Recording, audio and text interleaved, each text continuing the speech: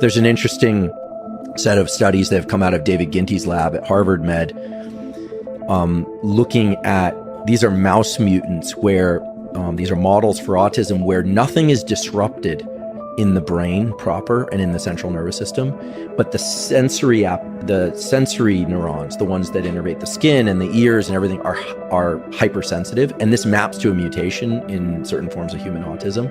So this means that the overload of sensory information and sensory experience that a lot of autistics feel, that they can't tolerate things, and then they get the stereotype behaviors, the rocking and the kind of the shouting. We always thought of that as a brain problem.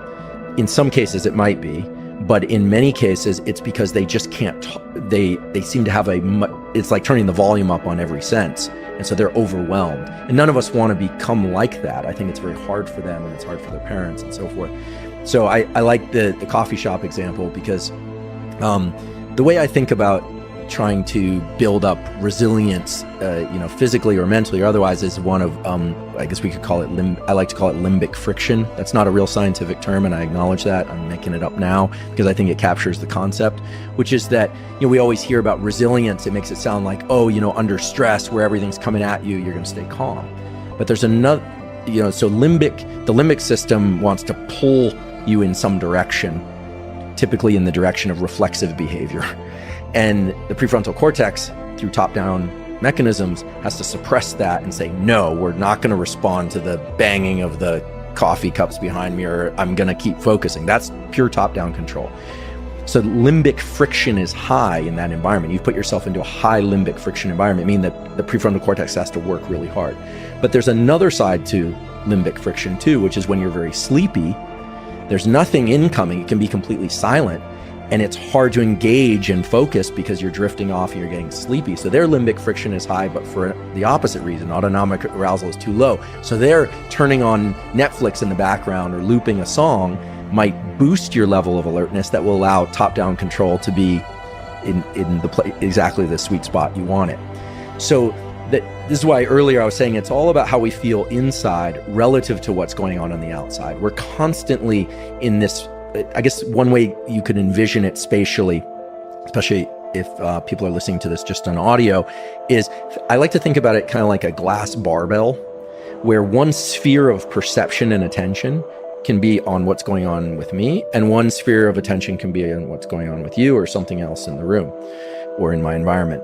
But this barbell isn't rigid. It's not really glass. Would plasma work here? I don't know anything about plasma. Sorry, I don't know. Yeah. Okay.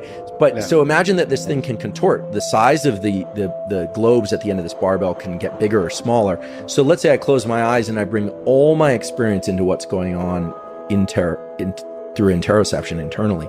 Now it's as if I've got two orbs of perception just on my internal state, but I can also do the opposite and bring both orbs of perception outside me. I'm not thinking about my heart rate or my breathing. I'm just thinking about something I see. And what you'll start to realize as you kind of use this spatial model is that two things. One is that it's very dynamic, and that the more relaxed we are, the more these two orbs of attention, the two ends of the barbell, can move around freely. The more alert we are, the more rigid they're going to be tethered in place. And that was designed so that if I have a threat in my environment, it's tethered to that threat. I'm not going to, if something's coming to attack me, I'm not going to be like, oh, my breathing cadence is a little bit quick. That's not how it works. Why? Because both orbs are linked to that threat. And so my behavior is now actually being driven by something external, even though I think it's internal. And so I don't want to get too abstract here because I'm a neuroscientist, I'm not a theorist. But when you start thinking about models of how the brain works, there are only really three things that neurons do. They're either sensory neurons, they're motor neurons, or they're modulating things.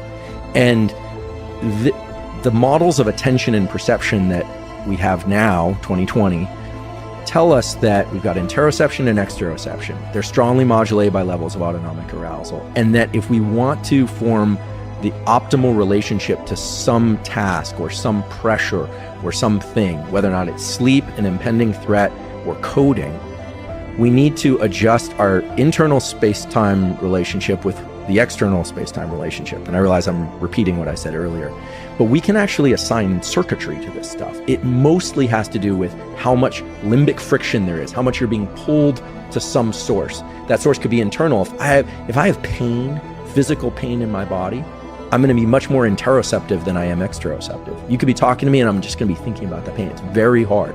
And the other thing that we can link it to is top-down control, meaning anything in our environment that has a lot of salience will tend to bring us into more exteroception than interoception. And again, I don't want to litter the conversation with just a bunch of terms, but what I think it can be useful for people is to do what essentially you've done, Lex, is to start developing an awareness. When I wake up, am I mostly in a mode of interoception or exteroception? When I work well, what does working well look like from the perspective of autonomic arousal? How alert or calm am I? What kind of balance between internal focus and external focus is there? And to sort of watch this process throughout the day.